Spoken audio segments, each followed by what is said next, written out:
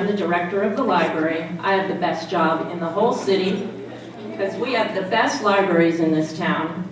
So it's great to see you all here, all you library lovers. And I hope everyone is excited as I am to meet Captain Mark Kelly and hear all about his adventures as a pilot and an astronaut and how much he loves to read. Before we get started, I want to make sure to let you know that all the kids in the room will have a chance to ask some questions. So be thinking of what you want to ask Captain Kelly. And we are going to have photo opportunities with Captain Kelly at the end of the program. So we'll line you up and you can come around on the stage and get your photo with Captain Kelly. Yeah, I know. I'm so excited too. Also, if anyone needs to know, the bathrooms are across the hall, out the back door there, across the hall. So I know everyone here has been having lots of fun reading this summer as part of our annual summer reading game and logging your minutes and having adventures through reading. Everyone is close to having your 1,000 reading minutes, right? Yes? All right. Well, we want to get on to our main event.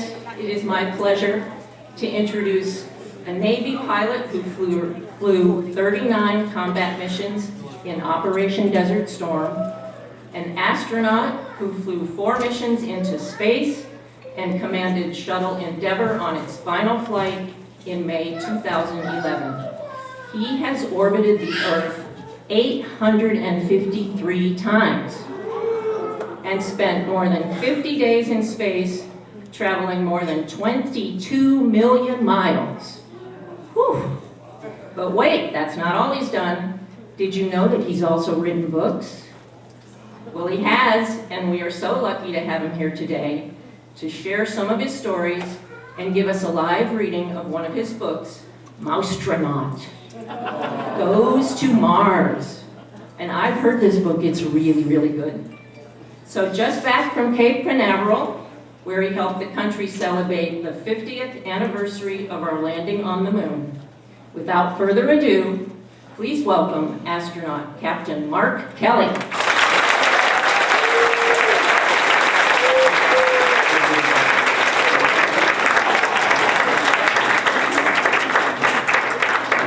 I just almost knocked Neil Armstrong down. I actually think that's Buzz Aldrin, by the way.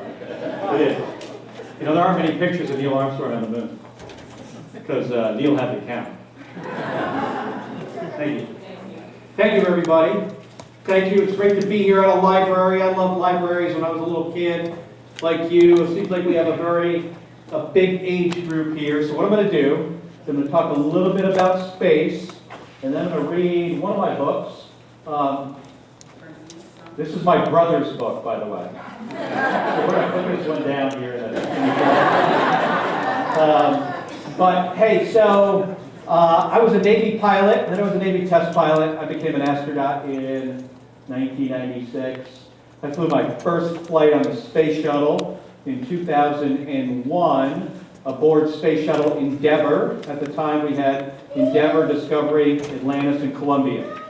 And I'm going to tell you a little bit about what it's like to launch in a spaceship, and then maybe land in a spaceship. And then I'll read one of my books and I'll take some questions. So while I'm talking, if you can come up with some good questions for me. Now it kind of has to be a question and not a statement. So try to think up some good questions, and I'm always looking forward to getting a new question. So, anybody heard of the space shuttle? Sorry. A lot of people. The space shuttle was the thing that we built after we sent men to the moon between like 1969 and 1972. And the first flight of the space shuttle was in 1981 when I was in about the 11th grade. But in 2001, early in the morning, I went out to the launch pad at the Kennedy Space Center. I was the pilot of Space Shuttle Endeavour. I climbed into my spacecraft with my 6 other crew members, closed the hatch, and then you got to start turning everything on. Space Shuttle, inside the cockpit, has 2,000 switches and circuit breakers. All have to be in the right place. And you're working through this really detailed and complicated checklist. There's a countdown clock that's heading towards 0. Clock stops a couple times to allow you to catch up if you've gotten behind in going through your checklist. And that's when sometimes you think to yourself, well, this is a really dumb thing to be doing. Eventually that clock gets to 6 seconds, 3-minute engines start, they get up to full power, but you don't go anywhere because you're bolted down to the launch pad with 8 giant bolts about this big. You're just bolted down, nothing holding you at the top. And then that countdown clock goes 5, 4, 3, 2, 1. When it hits 0, those bolts explode, the solid rocket boosters ignite, and it is like the hand of God came down and grabbed you and ripped you off the planet.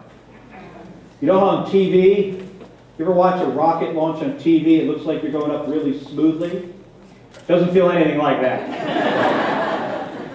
What it feels like is, imagine if you're going down the railroad tracks on a runaway train at 1,000 miles an hour. And you just keep accelerating, a lot of vibration. We go from 0 to 17,000 miles an hour in just 8 minutes.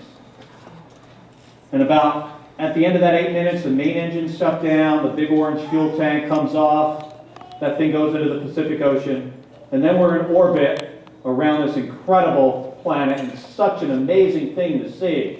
This big, round, let me say that again, round ball. Just floating there in the blackness of space. And I remember the first time I saw this, to realize that all 7.5 billion of us, we live on an island in our solar system. We're just one little planet in this big solar system. And make no mistake, we got no place else to go. We can't go to some other planet someday. We all need to do a better job taking care of this planet, planet Earth.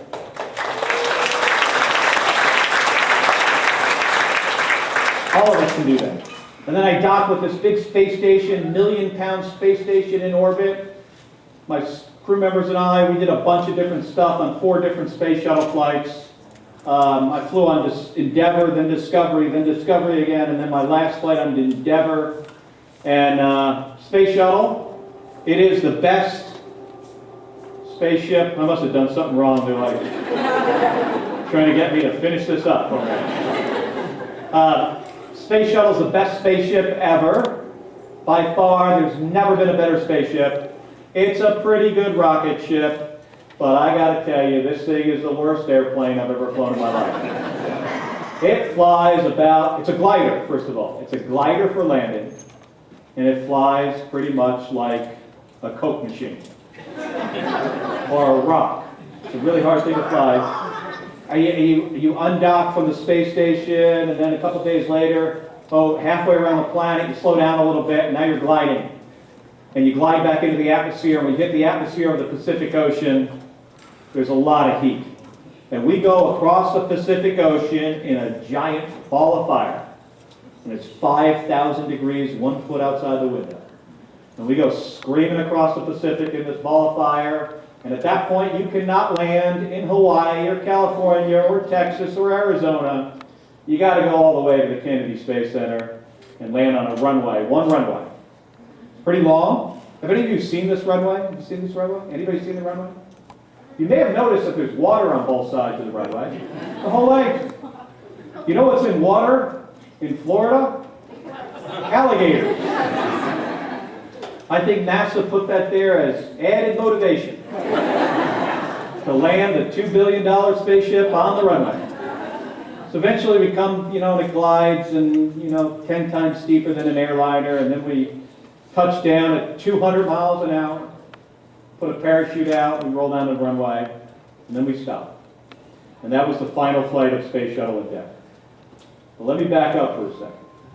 On my first flight on Space Shuttle Endeavour in 2001, I flew, there were 7 crew members, myself included. There were also 18 other little passengers.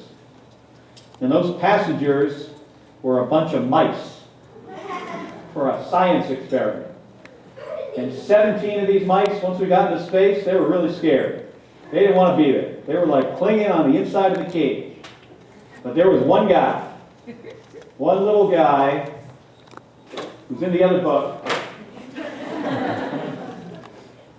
This guy right here, who would fly around across the cage, go get his water, go get his food, seemed to be having a pretty good time. So I wrote a book about him, and his name's Meteor, the Mousetronaut, and in this book, this is the first kid's book I wrote. He gets to go into space with his other mouse friends, and his name's Meteor, the Mousetronaut, and he saves the day on the space shuttle. He saves the whole mission. He saves the lives of the crew. He saves the whole thing. And when he gets back, they give him his own spacesuit and a helmet. So what I'm going to do is I'm going to read you the next book, which is called, I'm going to read you this one. By the way, this is my brother's book too, right here. I'm going to put that one in this special pile. So this one's called Mousetronaut Goes to Mars. And I don't know if you guys can see in the back. You probably can't, but I'll hold this up a little bit. So, this says, so here's the rocket. Here's Meteor in his cage. And it says the Galaxy rocket was just 1 week from launching. It would be the first human mission to Mars. No mice. Even though Mars was Earth's neighbor, the astronauts would need to travel more than 35 million miles to get there. You know what planet's closer than Mars? Venus. They would have to go 35 million miles, and Meteor, he just couldn't wait to go. He thought he has his spacesuit from the other book. He's certainly going to be picked to go to Mars. And it says the astronauts had a lot of training to do for their 2-year trip. 2 years. And Meteor watched everything they did. Each day he looked over the astronauts' shoulders as they studied, sat under the table, listened while they ate and talked, and he even kept a notebook of the flight plan and procedures. See him over here under the table? I know you guys in the back can't see what I'm pointing at, but just make believe you can. Meteor was certain that he'd be going to Mars too. He might not be the biggest astronaut, but he has some power of being small. He worked hard to stay in shape. He ran with Claudia. He did chin-ups with Claire. He lifted weights with Charlotte. Now, Claudia and Claire are my 2 kids, my 2 daughters. Charlotte, my niece. The Mousetronaut was ready. I just named them. These mice aren't actually my kids. I just named the mice after my children. But when the names of the crew were called out, Meteor's name wasn't one of them. He wasn't on the list, and he thought NASA must have forgotten about me. But there wasn't a chance that Meteor was going to miss this exciting trip. He was small. He could hide. He would stow away. You know what that means? Stow away? That means when you climb onto the thing, like the ship or the airplane, you're not supposed to be on. So he packs up his flight suit, his launch and entry suit. And while this guy's distracted, you see Meteor here. He slowly and carefully climbs the launch tower. And when the guy isn't looking, he climbs into the spacecraft. And he tried to be as quiet as he could, but he was scared. He wasn't scared about the rocket launch. He's done that already. He was scared that he'd get caught and wouldn't be able to go. And then the clock goes, 5, 4, 3, 2, 1. When it hits 0, I like that, lift off. You know, blast off is not a good option. That would be a really bad day. So the rocket shook. Meteor was pushed against the floor. He held on tight so he wouldn't slide out from under the seat he was hiding under. There was a lot of vibration, much more than he remembered from his launch on the space shuttle, but not enough to bother a Mousetronaut. 9 minutes later, they were in space, and Meteor loved the feeling of weightlessness. There's no gravity in space. You just float around. See him floating around? During the journey, Meteor stayed hidden. He would only come out for crumbs, for something to eat when the astronauts slept. As Earth got smaller behind them, the red dot that was Mars got bigger.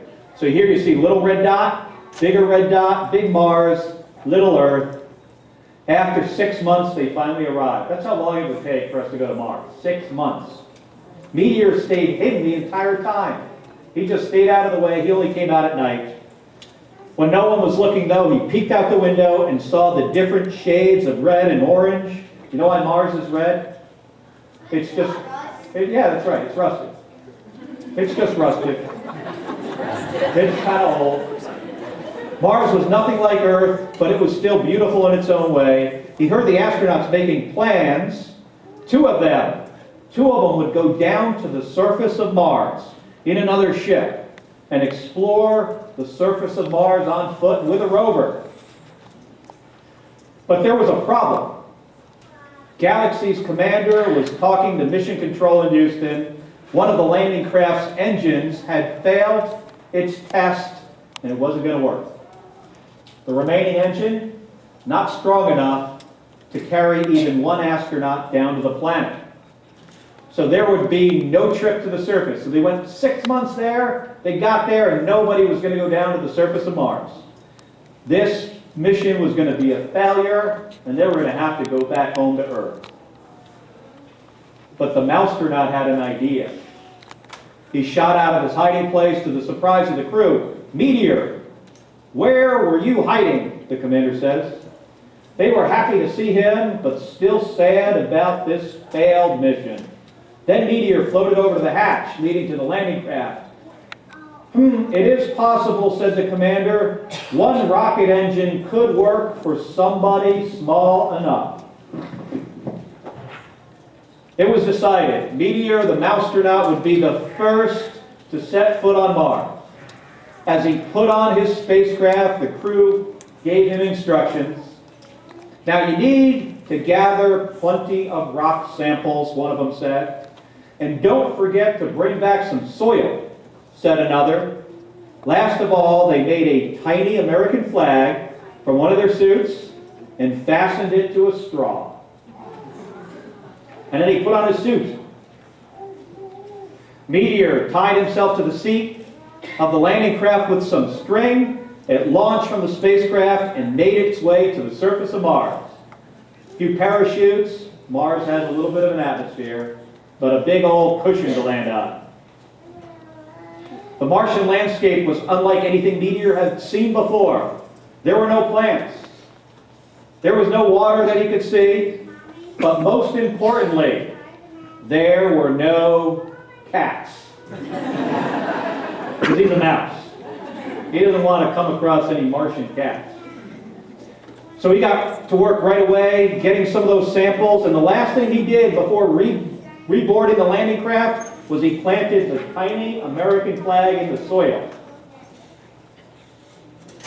Newspapers around the world declared Meteor a hero. "Meteor, you saved the day," the crew cheered as he returned to the ship. "You'll be in newspaper headlines across the globe." The Mousetronaut felt very proud, and then they also said, "We'll make sure we take you with us next time." So he came back to Earth. There he is in a parade. And 6 months later, the Galaxy rocket returned to Earth. The astronauts were all welcomed as heroes, but the smallest among them was the biggest hero of all. Thank you.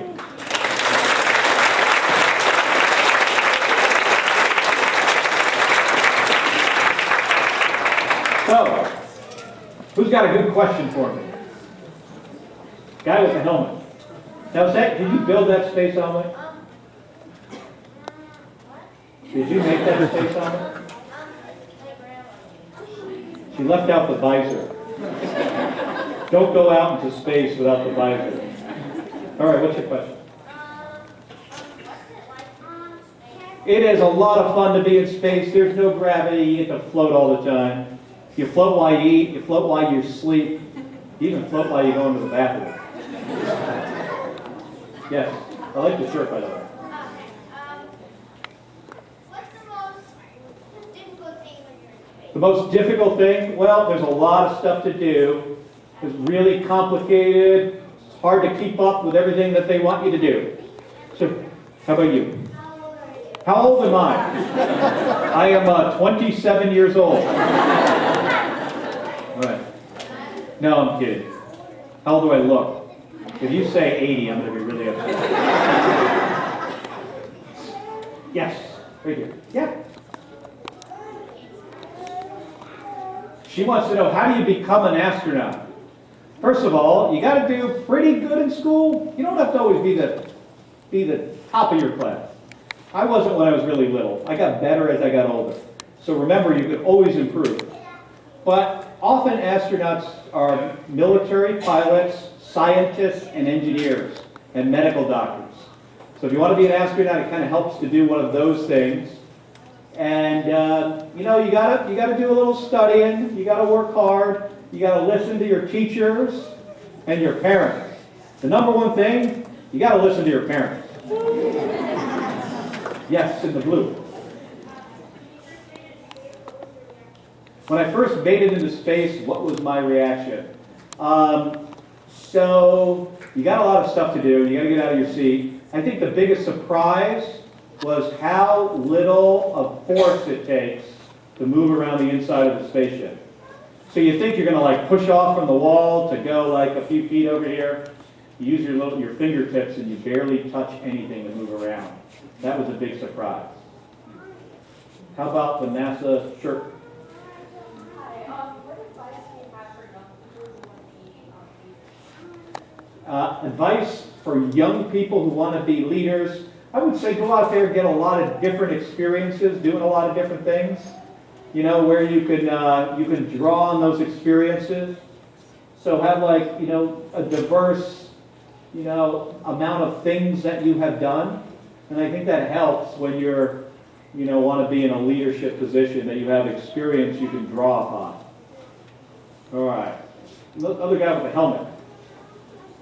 Did you see any alien spaceships in space? Did I see any aliens in space? Have you guys ever been to Area 51? Have you heard of it? So I've been to Area 51. There were no aliens in Area 51 because they moved them. They moved them to Area 52. No, I did not see any alien spaceships. But you know what? It's not a bad question because we live in a pretty big universe. There are 2 trillion galaxies in our universe. And each one of those galaxies have about 500 billion stars. So how many stars are there in the universe? Anybody do that math? 2 times 10 to the 12 times 500 times 10 to the 9, whatever that is. That is like, that's a lot. So there's a lot of potential. There's a lot of potential for life in our universe. But as far as we know, you know, as far as we know, so far, we are like the only life that we know that exists in our galaxy and the universe. But there's a lot of potential out there. So we just need to keep exploring. How about in the pink shirt with the rainbow? Why do I like space so much? Well, I like space so much because it's, first of all, it's serving my country, and it's doing something that's really challenging, and it's also something that helps out our country, helps our economy. We have to invent things to go into space, and it's really good for us as a nation. Yes? But I already had your sister ask a question, so. But you got a notebook, so this should be a good one. So the question is it hard with no gravity in space? So it's both hard, makes some things hard, makes other things easy. If you have to move something, like if I was on the space shuttle, and here's an example, I had to move one time, one of my other crew members wasn't available, and I had to move this thing that was the size of a refrigerator that on Earth weighed 600 pounds, had 600 pounds of mass. But I didn't have somebody to help me to move it, so I just moved it by myself. Because in space it doesn't have any weight. But you got to be really careful. You don't want to move it too fast, or if it hits something, it could break it. It's also difficult to deal with a lot of things because you cannot put anything down. You know why you can't put anything down? Because there is no down. There's no up, there's no down. All right, in the back with the yellow shirt. How long have you been an astronaut? I was an astronaut from 1996 to 2011. So about 15, a little over 15 years. All right. Yes. Yep, with another NASA shirt on. See, the NASA shirt gets you something.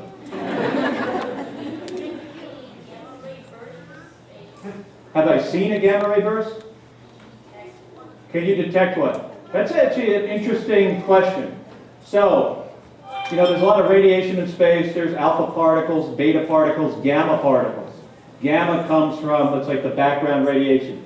If you close your eyes at night, before you fall asleep, if it's dark in the cockpit where you are, you can see what looks like a lightning storms going on inside of your eyes with your eyes closed. And that is gamma particles hitting your retina. So you can actually see the gamma radiation, which might come from a gamma ray burst. So the answer is yes, you can see it. Now, you wouldn't know what direction it came from, you wouldn't know the intensity, but you can see gamma particles when it's dark with your eyes closed. Yes? Okay, what does it feel like to be just floating around? So what does it feel like to be just floating around? Kind of similar to like if you go in a pool and you kind of sink to the bottom, but you're not going to be wet and there's no resistance from the water. Feels a little bit like that. How much more time do I have? Okay, I'm going to take 2 more questions. What about the young lady there with the glasses?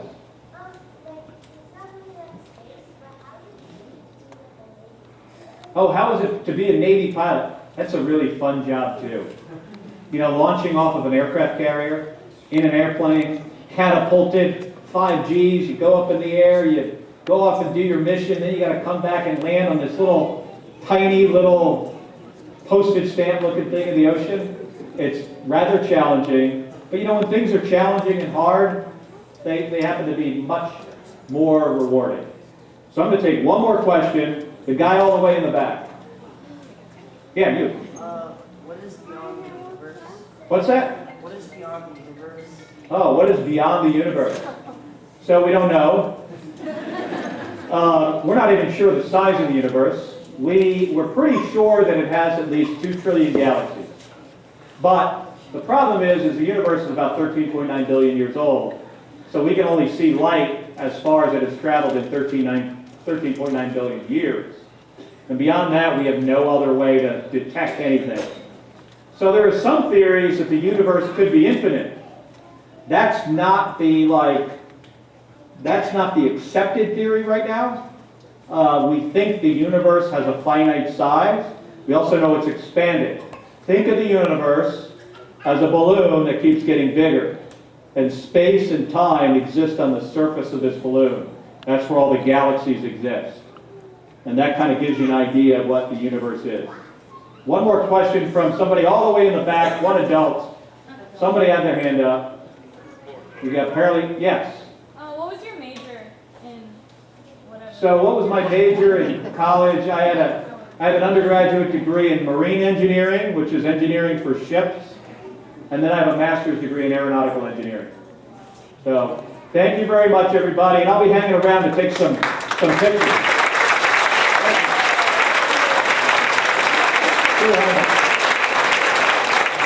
Can I see your helmet? Oh, wow. Pretty hard. All right, so we're going to get started with the line. So families come together.